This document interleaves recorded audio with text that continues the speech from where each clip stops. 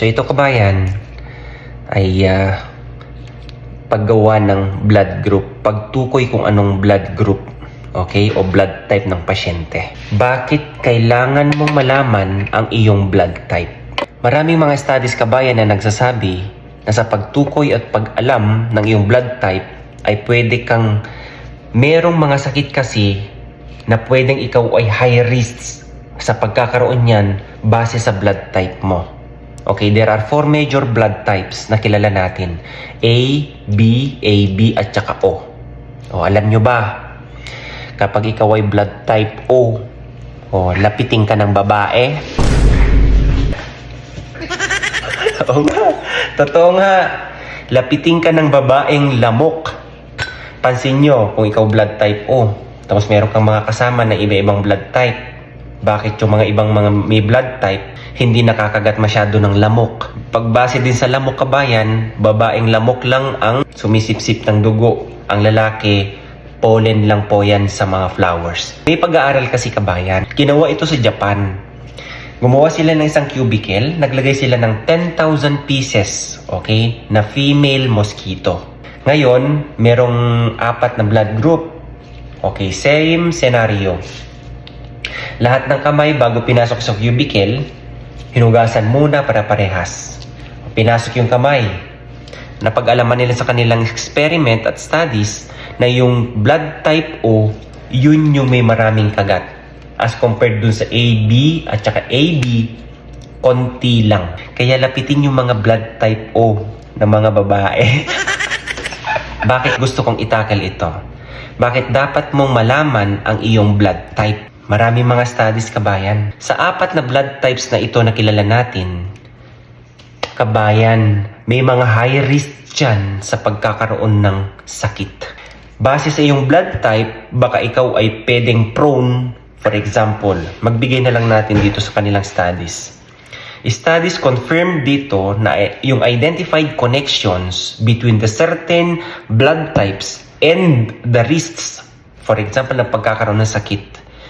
Okay, blood clots and bleeding. Ang sabi dito, at kidney stone ay mas mataas ang tsansa ng mga taong blood type B as compared sa type O. Sabi, these discoveries may lead to a new insights on how the person's blood type may predispose them sa pagdevelop ng mga certain diseases. Base sa kanilang studies, makinig, blood type A at type B were more likely to have cardiovascular disease or experience kayo yung mga blood clot, ganyan, as compared sa mga type O. At yung blood type O naman, ang sabi sa kanilang pag-aaral, were more likely to have bleeding disorder. Dito sa studies na to kabayan, okay, unbiased ang sinabi nila na approach, okay, sa pag-investigate ng link nitong blood type sa pagkakaroon ng kahit anumang disease. Dahil nga, ito'y ginawa sa Sweden. Ang findings nila kabayan confirm that yung tao na may blood type A, okay, ay more likely to experience blood clot, hypertensive. Sila yung mga tao na pwedeng magkaproblema sa pagkakaroon ng cardiovascular disease. Base po sa kanilang pag-aaral po ha. Kaya kung ikaw blood type A, kaya nga, ang kadalasan dapat na kinakain mo is more on fruits and veggies kapag ikaw ay type A. Okay? Kasi prone ka nga sa pagkakaroon ng clot, heart attack, basta sa cardiovascular. At napag-alaman din nila kabayan na yung mga blood type O na mga tao ay ito yung mga more likely to experience, lalo na sa mga kababaihan, pregnancy-induced hypertension.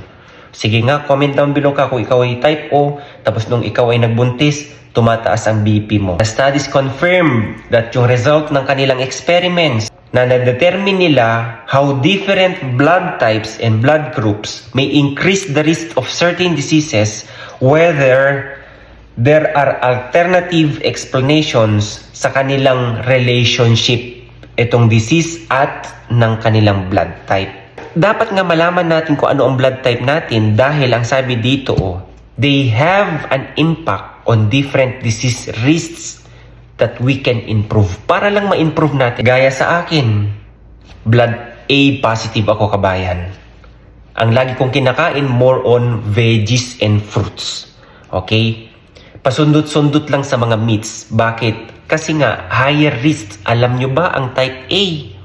42% na yan ay pwedeng makadevelop ng cardiovascular disease talaga, kabayan. Kaya nga, minimal ang pagkain ng mga meats. Okay? Processed food, mga ganyan.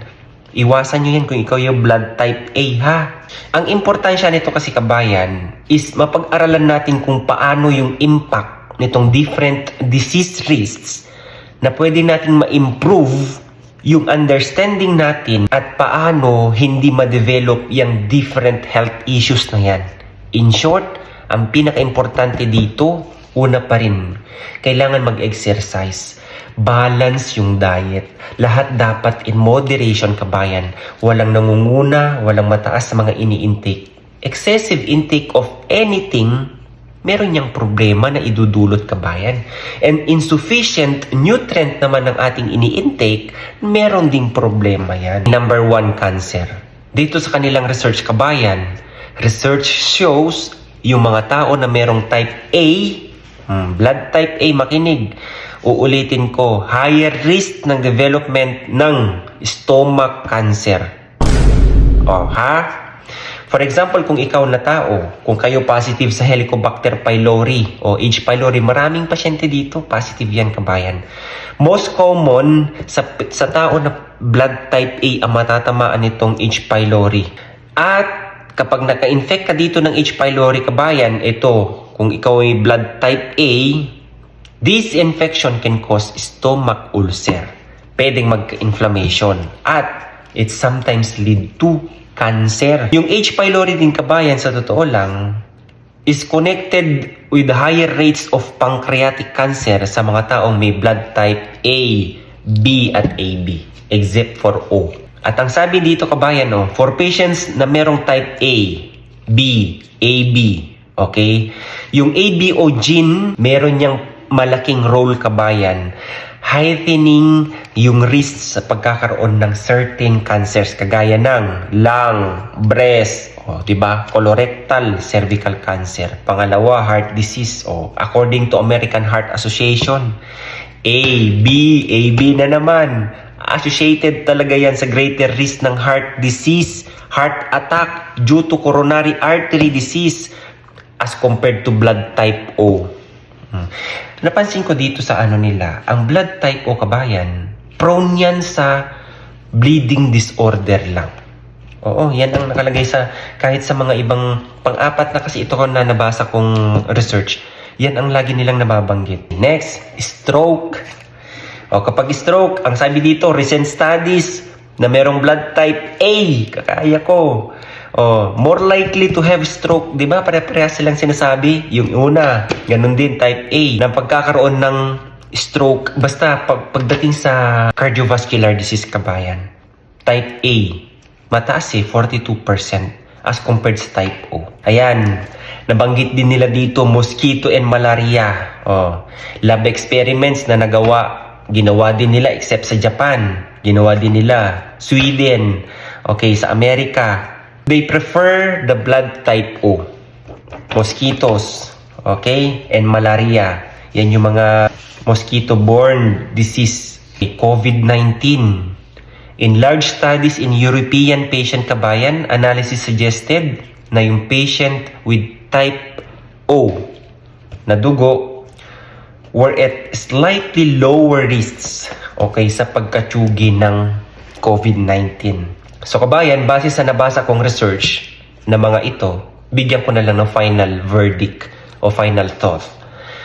Sa lahat po na nabanggit na yan, regarding sa blood type mo at yung mga corresponding na risks na pwedeng mag-develop, okay, sa iyong kalusugan o sa iyong katawan, kabayan, uulitin ko, which is nabanggit din dito ng isang director, na ang sabi niya dito, kung tayo ay concerned sa hindi pagkakaroon ng sakit, kailangan din natin alamin kung ano ang mga trabaho, pinaggagawa, kung tayo ba ay nag-ehersisyo, tamang pagkain, tamang oras ng pagkain, at kung ikaw sa lahi nyo, depende sa genes, ang sabi din dito, para at least alam mo kung paano mo ito maiwasan, okay? Or makontrol.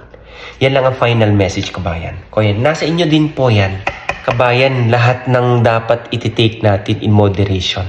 Kahit naman siguro sinabi dito na yung type O ay medyo lower risk na pagkakaroon. For example na lang, cardiovascular disease, clotting o kaya blood clots o kaya pagbabara ng mga ugat. Kung ikaw naman na tao niyan, marami kang bisyo, okay? Ikaw, abuso ka talaga sa kinakain mo, ay talagang tatamaan ka. Hindi po ba? Number 1, disiplina, kabayan. Lalo na't kung ikaw, ito isang ano lang to guide. Kung ikaw alam mo na yung blood type mo, tapos ikaw, alam mo na kung ano yung mga risks. Siyempre kung gusto mong mabuhay ng matagal, di kabayan, ayusin mo na. Mag-control ka na sa dapat kontrolin. Huwag mong abusuhin lahat ng mga kinakain, ginagawa, mga ganyan. Hindi po ba? So, yun lang kabayan. At least may guide lang tayo. Okay? Alagaan po kalusugan na. Ang pinaka-importante po dito sa mga research na yan, una, disiplina at samahan ng pananalig. God bless everyone. Bye-bye.